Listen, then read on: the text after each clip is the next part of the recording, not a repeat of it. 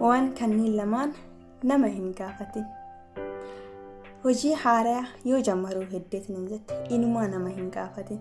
Fakkeenyaaf biizinasii yookaan immoo dalagaa haaraa ta'e tokko hin jammara yoo jetteetiin nama dalagaa sanarra duraan jiru yoo gaafatteetiin jette bari anuyyuu akkanatti kasaaraa keessa galee yeroo meeqa akkana ta'e akkas ta'e asiin ba'e kan guyyaa rakkate sitti hima malee kan guyyaa har'a gammachuun keessa jiru ati isa laalteetiin akki isaa ta'uu feeti kana siif hin himu jechuudha. Inumaayyuu jechuudha.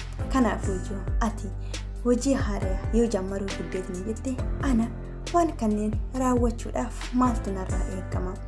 Ani jireenya haaraa kana waan haaraa kana jammaruudhaaf yookaan suuqii kana banuudhaaf maaltu na barbaachisa?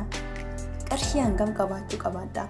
Waan isaa kanneen hoo maal beekuu qabaadha? Kan jettu ofii kan keetii tuuta jedhii qoradhu malee nama inumaayyuu hin gaafatin. Maaliif jennaan nama yoo gaafatteetiin jettu wanta kaayyoo kan keetirraa si deebisuuf hima malee atitti fufi wanti kun si awwaadha si fayyada eenyummaallee siin hin jedhu jechuudha. Inni lammataa biyya tokkorraa kara biyya biraa yoo deemuu heddeetiin jette jechuudha. Kana yoo isin jedhe har'a ati kan keessa jirtu biyyarraa baateeti jechuudha.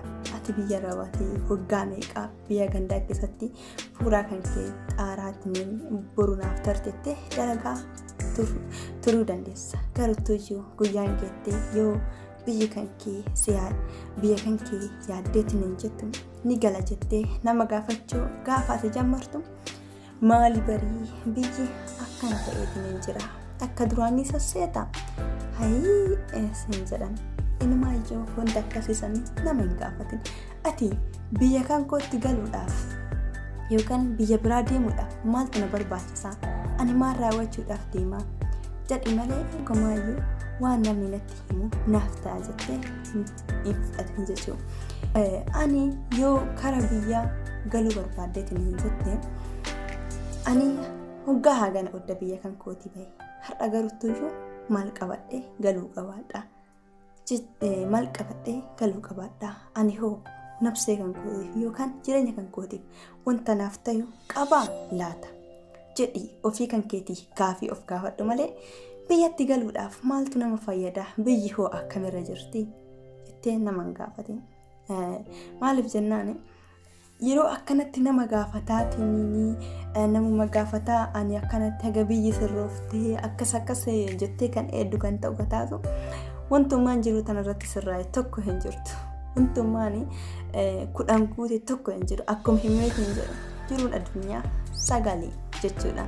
Yoomillee guutuu hin dandeessu akkasumatti osoo eeddu jechuudha.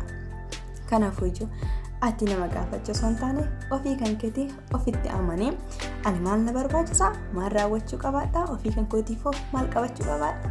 Yoo asii galeetiin jedhe hoo maal dalaguu qabaadha? Maaltu na baasa? Ani maal raawwachuuf gala? Hanga har'aas hoo maal dalagadheetiin jedhe maal qabaa? Harka namaa achi hiixeffadhee nama gaafachuu waa hedamoo ofii kan kootii waan tokko harkaa qaba kan jettu gaafii ofii kan keetii of gaafadhu. Gaafa waan barbaaddu saniin mara harkaa qabaatteetiin hin jette hooma takka gaafii nama gaafachuus hin barbaachisu jechuudha. Inni adammoo akkasumas biyya gandaatirraa gara biyya gandaatti yoo deemu heddeetiin hin jette nama hin gaafatin. Maaliif jennaan biyya tana namni koottu siin jedhu hin jiru jechuudha. Garuu ati waan deemtuuf maal akka raawwachuuf deemtu beekuun sima qofarra jiraata malee kanaafuu waan nama gaafatuu hin qabne mara nama gaafachuun hin danda'amu. Namni gammachuu keessa osoo jiraateetiin jedhee gadda guyyaa jireenya sana irraa jammaruu yaadataatiniin hayii bara akkana nama muudataa siin jedhe malee akkanatti gammachuu har'a keessa jiru kana siif hin himu jechuudha. Kanaafuu hin dagatin yeroo maraayyuu namni yoo waan tokko sitti himetanii jedha akka jireenya isaa kan gammachuun guyyaa meeqaaf dabarse caala gadda guyyaa takkitti baay'isee kumaatamaa sitti hima jechuudha. Kanaafuu ati hoo ofii kan keetii of beeki gaafii ofii kan keetii ofiif dhiyeessi jechuudha. Kanaafuu nagaan naa tura dhageettaniirtan.